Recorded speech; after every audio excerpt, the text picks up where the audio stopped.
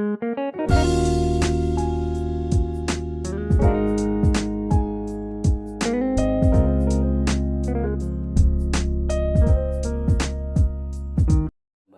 tentang hukum nun mati dan tanwin.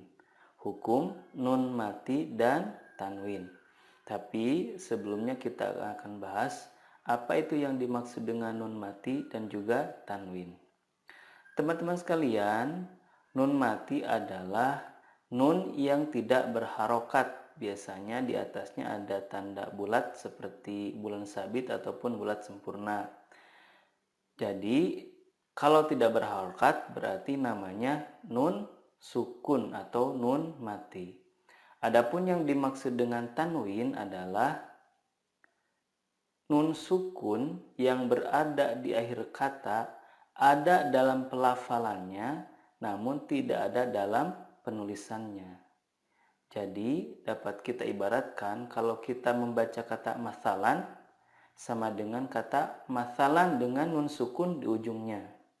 Contoh yang kedua, nuhun dengan tanwin di ujungnya, maka sama dengan juga nuhun dengan nun sukun di ujungnya. Begitupun kata ainin sama dengan kata ainin dengan nun sukun di ujungnya.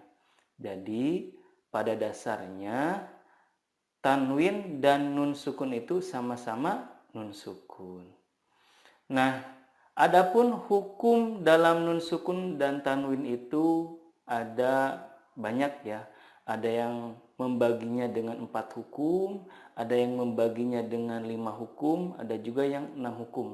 Nah, di sini saya akan membawakannya dengan 6 hukum. Pada dasarnya sih sama aja, yang 4 hukum, yang 5 hukum, yang 6 hukum juga sama. Hanya ya beda-beda segi pandang aja. Teman-teman sekalian, hukum nun sukun dan tanwin ada 6. Yang pertama adalah idhar halki, 2 idgham bil gunnah, 3 idhar mutlak, 4 idgham bila gunnah, 5 iqlab, dan 6 ikhfa hakiki. Nah, biasanya kalau yang pakai 5 hukum itu, idhar mutlaknya itu dijadikan pengecualian dalam hukum idgham bi gunnah. Adapun yang membaginya dengan 4 hukum adalah idgham bi gunnah dan idgham bila gunnah itu disatukan sehingga menjadi 4 hukum. Yang pertama dari hukum nun sukun dan tanwin adalah idhar halki. Idhar halki adalah nun sukun atau tanwin bertemu dengan hamzah, ha, ain, ha, ghain, dan kho. Adapun cara membacanya adalah membaca nun sukun sesuai dengan makhraj dan sifatnya. Perlu teman-teman ketahui bahwa idhar itu merupakan hukum dasar dari setiap hukum. Artinya pada dasarnya semua huruf itu yang disukunkan adalah dibaca idhar. Kemudian kenapa dinamai dengan halki? Karena huruf-huruf idhar di sini makhrajnya adalah dari tenggorokan. Nah, tenggorokan bahasa Arabnya adalah halki gitu ya. Di sini ada contoh dari idhar halki. Yang pertama bertemu dengan hamzah. Min ahli, min ahli. 2 nun sukun bertemu dengan ha. Man hajaro, man hajaro. 3 tanwin bertemu dengan ain. Haqqan ala, haqqan ala. 4 nun sukun bertemu dengan ha. Min haitsu, min haitsu. 5 tanwin bertemu dengan ghain. Wa rabbun ghafurun, wa rabbun ghafurun.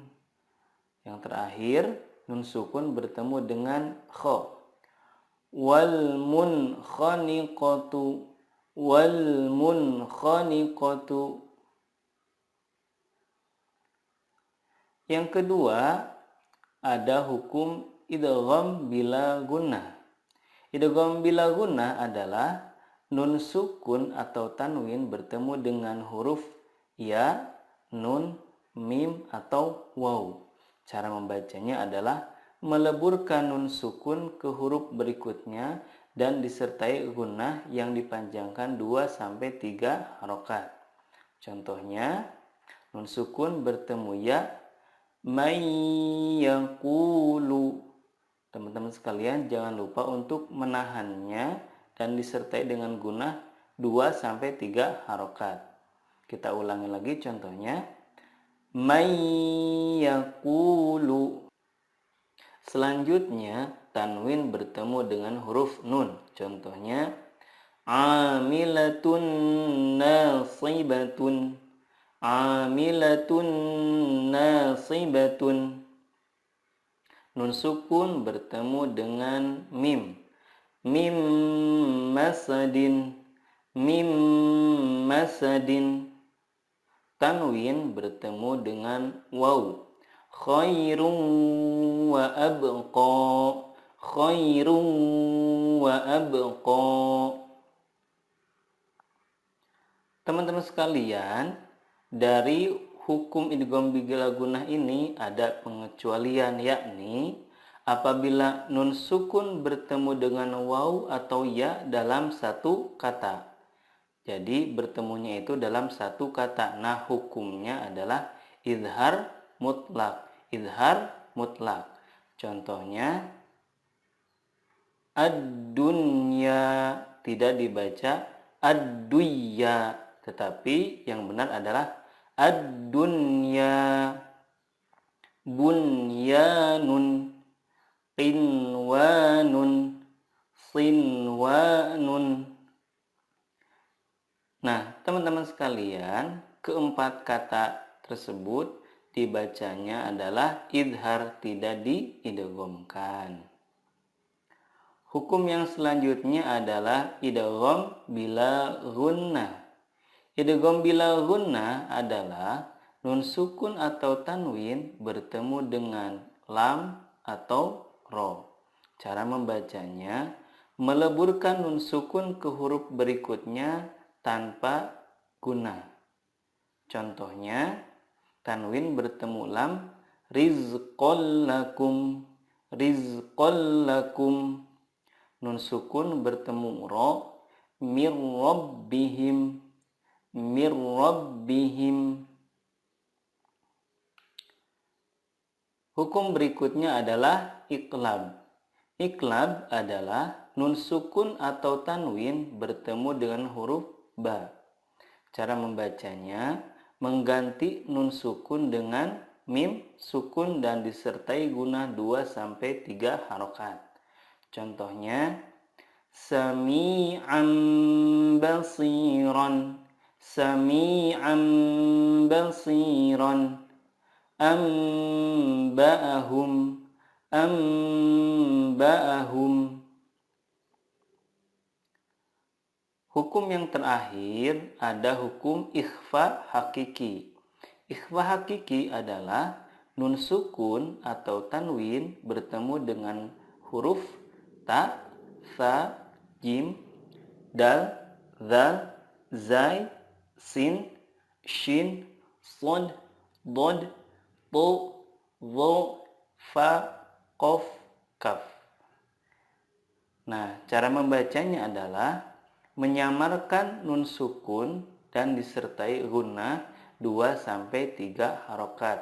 Yang dimaksud dengan menyamarkan di sini adalah ketika kita mendengungkan atau menyamarkan nun sukun itu, lidah kita sudah siap ke huruf berikutnya. Di sini ada beberapa contoh ikhfa hakiki. Pertama, nun sukun bertemu dengan to. Yantiquna. Kemudian tanwin bertemu dengan dal. Ma'in dafiqin. Nun sukun bertemu dengan shin. Insya'a. Tanwin bertemu dengan huruf fa. Fahum. Tanwin bertemu dengan jim. fasabrun jamilun. Nun sukun bertemu dengan shad, yansurukum. Nun sukun bertemu dengan kaf, angkana. Nah, teman-teman sekalian, kalau kita simpulkan maka seperti pada tabel berikut ya, hukum nun sukun dan tanwin itu. Pertama ada izhar halki, yang mana hurufnya hamzah, ha, ain, ha, ghain, dan kha. Yang kedua idgham bila gunnah, hurufnya ya, nun, mim, dan waw.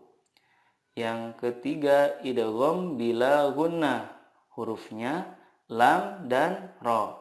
Nah, syarat idgham bila gunnah dan idgham bi gunnah itu adalah harus berada pada dua kata. Jadi nun sukun atau tanwinnya itu bertemu dengan huruf idgham itu dalam dua kata atau berbeda katanya. Kemudian hukum berikutnya ada izhar mutlak, yakni bertemu dengan ya dan waw dalam satu kata. Hukum yang kelima ada iqlab, hurufnya cuma satu yaitu ba. Dan yang terakhir ada hukum ikhfa hakiki, yang mana hurufnya ada 15, yakni ta, tha, jim, dal, zal, zai, sin, shin, sod, dod, to, do, fa, kof, dan kaf. Itulah teman-teman sekalian sekilas pembahasan tentang hukum nun mati dan juga tanwin. Semoga bermanfaat. Wassalamualaikum warahmatullahi wabarakatuh.